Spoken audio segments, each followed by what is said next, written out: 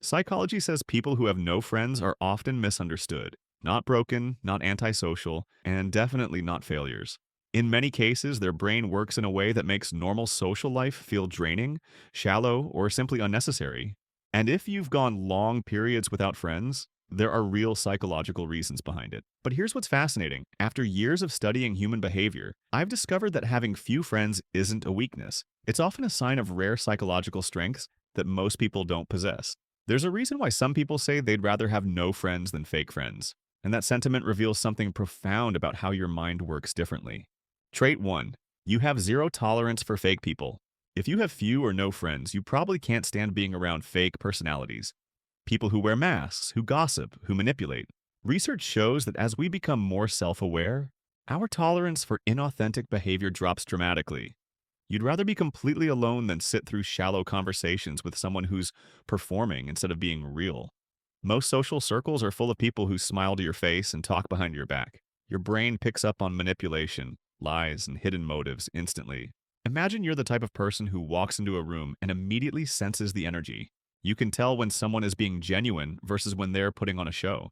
Studies show that people often report feeling physically uncomfortable around inauthentic individuals. It's not just a preference, it's a biological response. Here's what's happening in your brain. You've developed what psychologists call authenticity radar. Your nervous system has become highly attuned to detecting incongruence between what people say and what they actually mean. This creates a stress response when you're around fake people, which is why you instinctively avoid them. Research participants frequently mention this pattern. They can spot manipulation from a mile away. They describe feeling drained after being around people who constantly perform rather than simply exist. You know that feeling when someone is talking to you, but you can sense they're really just waiting for their turn to speak about themselves? So you keep your circle small, not because you're antisocial, but because you're protecting your peace. You've learned that fake friendships are worse than no friendships. There's a reason why many people find themselves thinking that being alone is 1,000 times better than being surrounded by performers who never drop their masks. Trait 2. You prefer depth over quantity in every relationship. People without friends aren't avoiding relationships. They're avoiding surface-level relationships. Research shows that individuals with deeper thinking patterns prefer quality over quantity. They don't want small talk, fake friendships, or draining personalities. You can't stand small talk, the how's the weather conversations where nobody actually listens. If a topic has no depth, no real substance, you're not engaging. You only connect deeply, which is rare. Picture this scenario. You're at a social gathering, and everyone around you is having what seems like animated conversations. But as you listen closer, you realize they're all talking about nothing. Celebrity gossip, surface-level observations, complaints about trivial matters. You find yourself thinking, I don't want to be here. What I've noticed in my research is that people with this trait genuinely enjoy meaningful conversations. They want to talk about ideas, psychology, what drives people, what makes life meaningful. They're not antisocial, they're selectively social. Here's the psychological reality. Your brain is wired for what researchers call high-depth processing. While most people can engage in multiple shallow relationships simultaneously, your neural pathways are optimized for fewer, more meaningful connections. This explains why you feel exhausted after social events that others find energizing. Data reveals that individuals with these traits often describe social interactions as overpowering and emotionally draining. It's not that they dislike people, they process social information so deeply that it requires significant mental energy. You know that feeling when you meet someone and within minutes you're discussing life philosophy, personal growth, or deep questions about existence? That's your natural communication style. You're not capable of staying on the surface for long. So instead of forcing connections that feel empty, you choose to stay alone until you find something real. This isn't a flaw, it's a rare form of emotional intelligence that prioritizes substance over social convenience. Trait 3. Your brain needs more recovery time after social interaction. Some people naturally have a more sensitive nervous system, meaning social situations drain them faster. Psychology calls this high social sensitivity. After interacting, your brain needs longer breaks to recharge. This doesn't mean you dislike people. Your brain simply burns more energy during social contact. While extroverts gain energy from being around others, every conversation costs you something.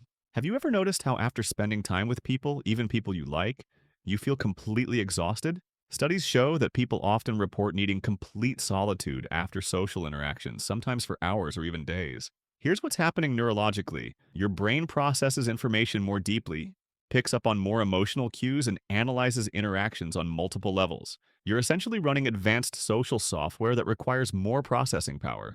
Imagine you're at work, dealing with people for 8 to 10 hours straight. By the end of the day, the last thing you want to do is spend more time with people afterward. This isn't antisocial behavior. This is your nervous system protecting itself from overstimulation. Research participants frequently mention this pattern. They describe feeling like they need to recharge after being around others. Some report that even being in crowds makes them feel overwhelmed, not because of anxiety, but because their brain is processing too much social information simultaneously. You conserve social energy because for you, it's a limited resource. After socializing, you need complete solitude to recover. This isn't weakness. It's how highly sensitive brains function. What I've observed is that approximately 20% of the population has this trait, but society is designed for the other 80%. That's why you often feel like something is wrong with you when actually you're just wired differently. There's a reason why many people find themselves saying they love the experience of thinking without constant outside distractions demanding their attention. Your brain craves that peaceful processing time. Trait 4. You're extremely independent and don't need external validation. Many people with no friends don't rely on social validation to feel good. Research shows this is called low social dependency. You can entertain yourself, solve problems alone, and find comfort within your own mind. Instead of needing a circle around you, you create your own world. You don't rely on others for validation, entertainment, or motivation.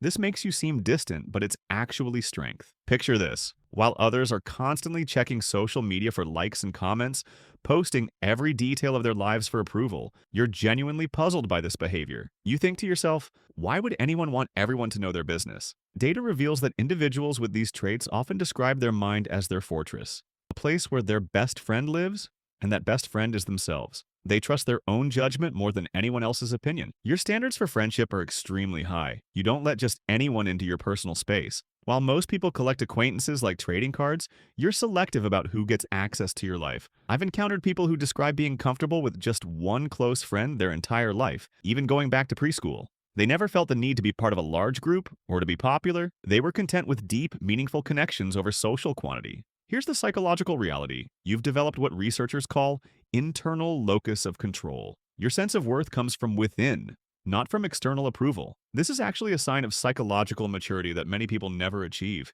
This independence can be misunderstood as arrogance or coldness, but it's actually emotional self-sufficiency. You've learned to be your own best company. You know that feeling when everyone leaves or when you leave everyone, and you feel this incredible sense of relief and freedom. That's your natural state. Trait 5. Past experiences taught you to think twice before trusting. People with no friends often have one thing in common, a past experience that made them cautious: betrayal, childhood neglect, or being surrounded by the wrong people. Psychology shows that once trust is broken, the brain becomes protective and selective. You think twice before giving someone access to your life. You've been burned before, so now you observe longer. Test people before you trust them. This creates what psychologists call a trust threshold, a higher bar people must clear before you let them in. Imagine you're someone who has always been there to help others without being asked. You're the person who fixes other people's problems, offers support, and genuinely cares. But time and again, you've been lied to, used, and treated poorly by the very people you helped.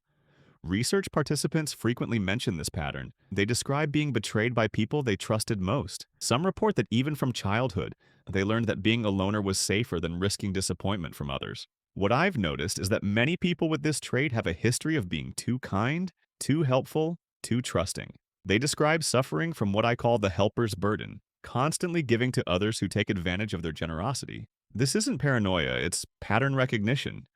Your brain has learned to identify red flags that others miss. You've developed what researchers call protective skepticism. There's a reason why some people say they've learned that the only people who have ever ripped them off were friends. They've discovered that enemies are obvious, but fake friends are dangerous because they have access to your vulnerabilities. Studies show that once someone experiences significant betrayal, their brain literally rewires itself to be more cautious.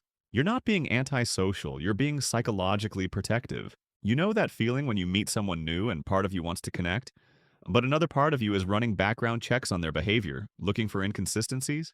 That's your trust threshold working to protect you. The deeper truth about your mind. Here's what this means. If you have few friends, it doesn't mean something is wrong with you. It means your mind works differently, with more awareness, sensitivity, depth, and higher standards. You have a richer inner world, sharper intuition, and deeper self-awareness. Sometimes the people with the strongest minds walk alone for a while. What I've observed in my research is that many people with small social circles aren't broken. They're simply wired for depth, not noise.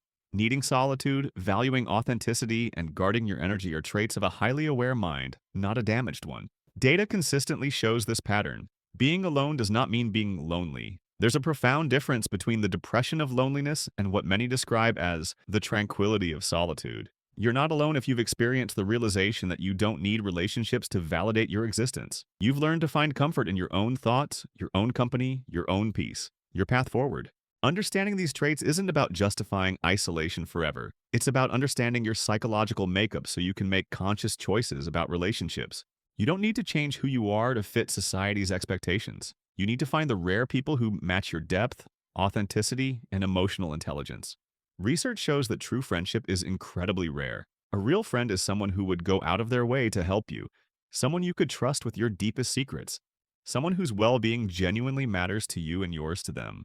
That level of connection is so rare that many people are lucky to find one or two such relationships in their entire lifetime. If you want more psychology videos that explain your personality in ways school never taught you, hit that subscribe button right now, because the next video might reveal something about yourself you've never realized. Remember, your solitude isn't a problem to be fixed.